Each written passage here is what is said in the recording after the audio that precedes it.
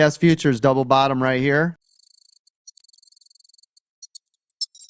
Now, if you look at this, it's a pretty big window for the double bottom because of these candles. Let me draw a bigger area. That whole area is, this is, right? That's the whole bounce zone. Did anybody get in on that SPY double bottom bounce? I called it right there. Of course. Good job. Of course. See?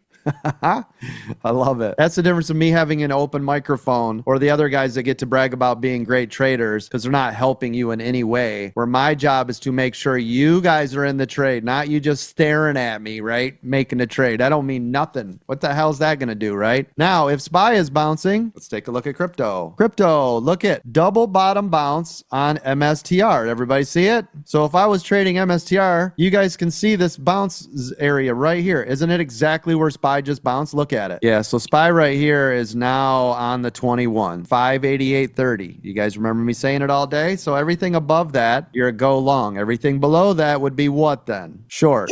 Sure. Yes. So if we're in this long, we're cautious with VWAP here. And again, if you guys break VWAP, I would long this, not financial tax or investment advice, back up to here. See it? And the reason 588.30, which we've been saying all day, is because it kept showing us that it loves that area. You see it? That is why. So this is a gold level, 588.30 gold level. Everybody in the room should have picked up on this SPY double bottom bounce. I had it up on ES. Let me show you right here. You can see it clearly on my screen drawn out for you. I said right here's a double bottom. Nice bounce up to VWAP. If you get a break, you guys are going to continue to make higher highs here. Now, if it's going to pull back, where's it going to do it? Quick.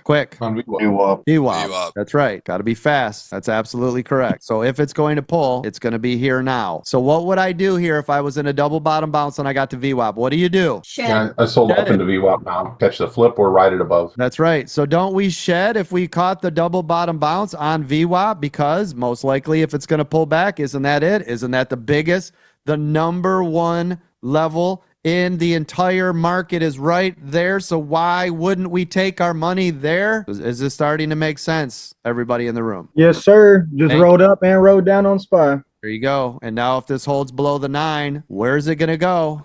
Right back to gold level again. It's going to come back down. So if it stays below the 9, we're coming right back down to triple bottom. And if you get to a triple bottom this fast, is that going to be bullish or bearish? Bearish.